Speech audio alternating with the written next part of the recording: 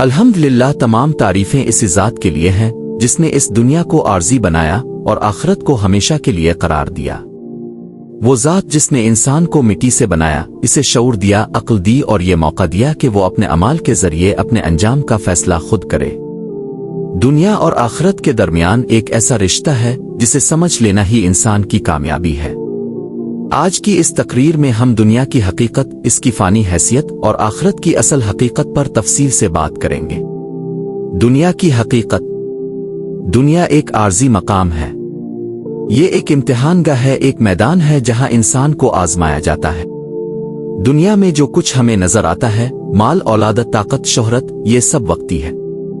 ایک دن آئے گا جب یہ سب پیچھے رہ جائے گا اور انسان خالی ہاتھ قبر میں جائے گا۔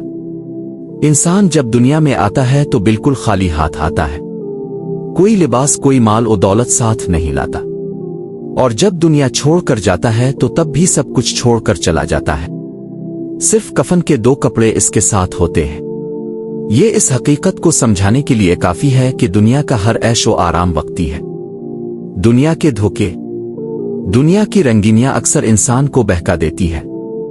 ایک انسان جب جوانی میں قدم رکھتا ہے تو دنیا کی کشش، خواہشات اور شہوتیں اس کو اپنی طرف کھینچتی ہیں۔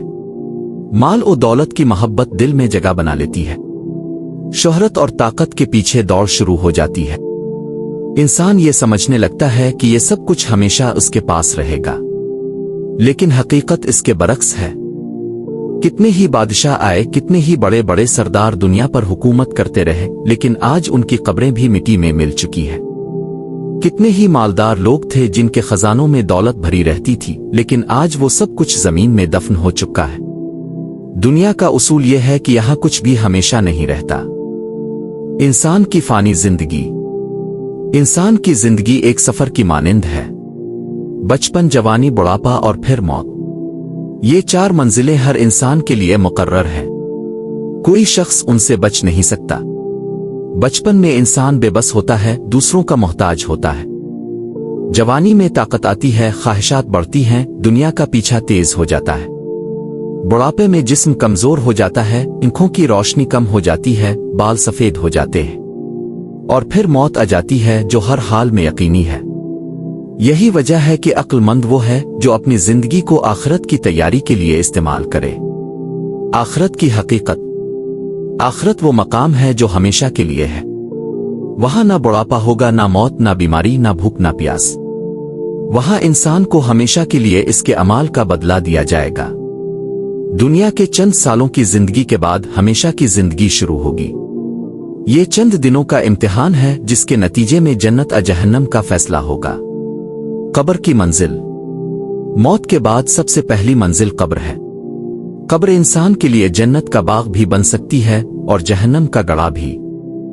جب انسان قبر میں رکھا جاتا ہے تو دنیا کی ہر چیز اس سے جدا ہو جاتی ہے۔ نہ مال ساتھ جاتا ہے، نہ اولاد، نہ دوست، صرف اعمال ساتھ جاتے ہیں۔ اسی لیے کہا گیا ہے کہ قبر انسان کو یاد دلاتی ہے کہ اصل زندگی آگے ہے۔ حشر اور حساب۔ قیامت کے دن سب لوگ اٹھائے جائیں گے۔ دنیا کے بادشاہ اور فقیر، امیر اور غریب سب ایک ہی میدان میں کھڑے ہوں گے۔ اس دن کسی کو دنیاوی حیثیت اور رتبہ فائدہ نہیں دے گا، وہاں صرف اعمال کا حساب ہوگا۔ ہر شخص سے اس کے وقت کے بارے میں سوال ہوگا، جوانی کے بارے میں سوال ہوگا، مال کہاں سے کمایا اور کہاں خرچ کیا اس بارے میں سوال ہوگا۔ اس دن کوئی عذر قبول نہیں ہوگا۔ جنت کی حقیقت۔ جنت ایک ایسی جگہ ہے جس کا تصور دنیا میں ممکن ہی نہیں۔